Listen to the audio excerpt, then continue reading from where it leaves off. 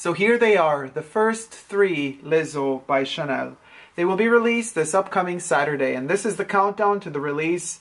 These are the first 3 samples: Paris Deauville, Paris Venise, and Paris Biarritz.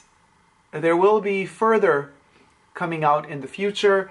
I have received confirmation by Chanel that, in fact, these are only the first 3. Les Eaux will be an entire new series of fragrances that will go parallel to the Les Exclusives as well as the regular main release or mass release perfumes by Chanel.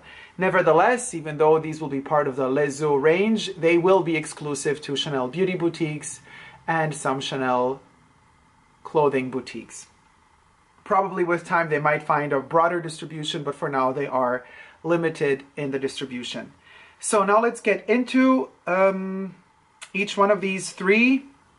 This is the first impression review of Chanel Paris Venise, one of the first 3 releases of the Les Eaux by Chanel. These will be new fragrance. It's a new fragrance range that Chanel will be releasing this coming Saturday, in addition to their already Les Exclusives ranges and their regular mass released perfumes.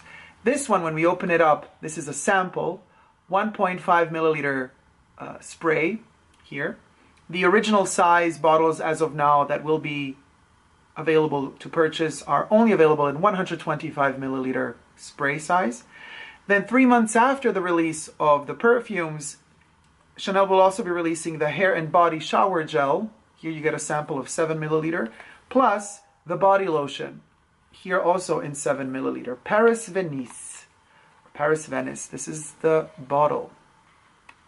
This is how the bottle looks like, inspired by one of the photos taken of Marilyn Monroe with her Chanel No. 5 Eau de Cologne splash bottle from the 50s, I would say. That's kind of inspiration. It's flat on the front and curved on the sides. These should have been Eau de Colognes, but Chanel kind of lists them as Eau de Toilette. In the back, you could see this almost iridescent writing on the white mattified paper.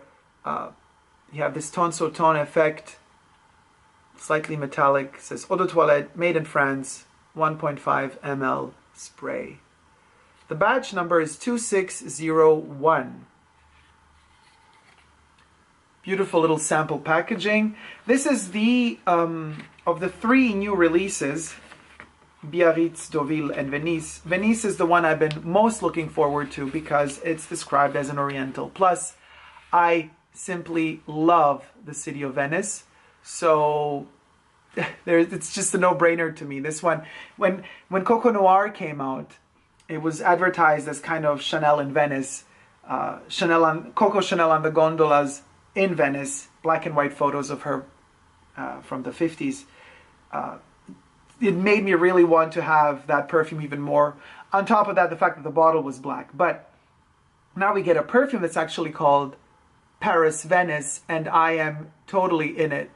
So let's try it out. This is the first impressions, I've never smelled it before, of Paris Venice. And it doesn't want to spray.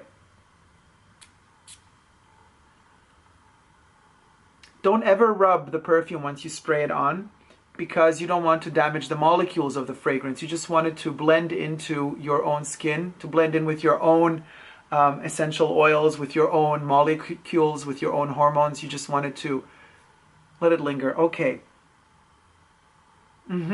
So this one is definitely the most modern of the 3. This one is the most kind of Chanel of the last 5 years to me.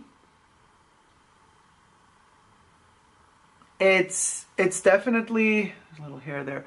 It's definitely a little bit, you see how oily it is? Look how it kind of shines on my skin. It kind of reflects light differently. It's more dense, it's more oily. It's really, first impression, it's a mix between Coco Mademoiselle and Coco Noir. Interesting that I mentioned Coco Noir before ever even smelling this one, and now I'm kind of getting that vibe. Of the 3, it's the least surprising, at least in the opening notes. Now, mind you, this is just the first impressions video. I will be I already reserved, pre-ordered all 3 of them. So when they hit the stores, when they hit the Chanel beauty boutiques this Saturday, I will be getting all 3 of them, and then I will be wearing them with consistency so that I could get a total kind of a full-blown picture of what I think of them, how they wear, how they last, the longevity, the projection, how do they wear in heat, in cold, in the morning, in the afternoon, in the evening, at night, depending on your mood. You know, all of these things affect a review of a fragrance, and it takes time to get to know a fragrance. It's like getting to know a person. You can have a first impression, but then you need some time to get to know them better.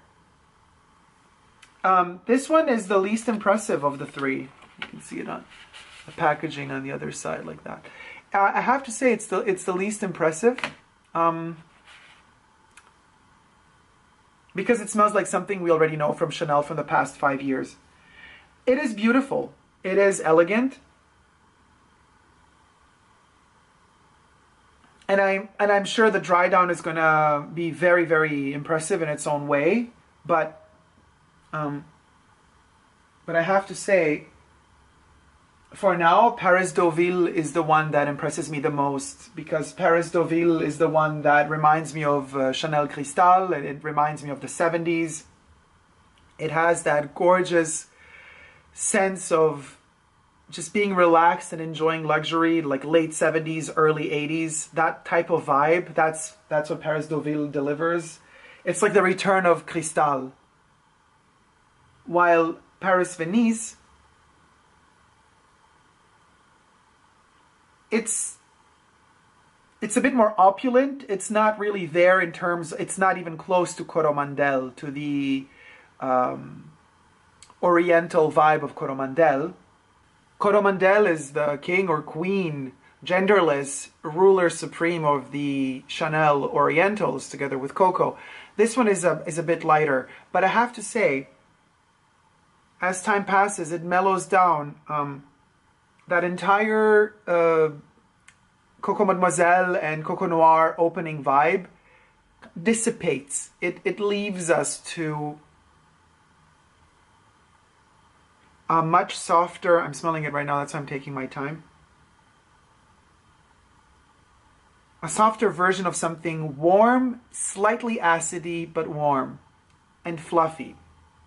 Oily, warm, fluffy, acidy. Let's just put it that way. So I would say Paris Venise, I'm definitely going to need to wait until this one dries down. The dry down of this one is what's going to make it or break it. I'm loving it, but just of the 3, you know, people say, oh, Oriental, so you're imagining something from faraway lands and you have these whole stories in your mind, but it's the least far away from our notion of modern Chanel fragrances. At the moment, this is the one that kind of is the most expected, if you want. It's the one that smells like you would expect a Chanel perfume from the last 5 years to smell. In that respect, it's not the furthest away.